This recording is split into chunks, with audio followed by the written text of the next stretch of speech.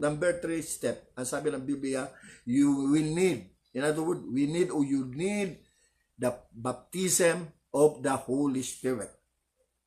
Si Pablo, ang sabi ni Ananias, nung mag-encounter sila ni Lord doon sa book of Acts chapter 9, verse 17, nung ilihan siya ni Ananias, he was received the baptism of the Holy Ghost.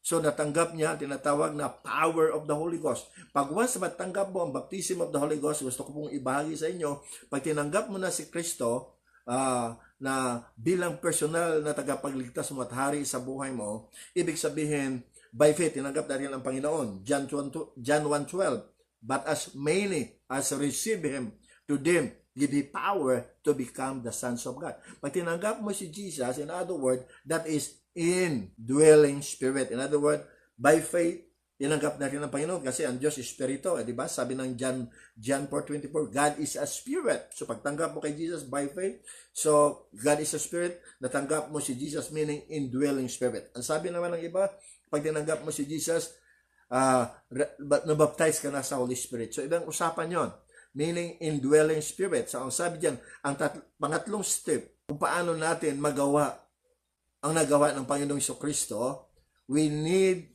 the baptism of the Holy Spirit.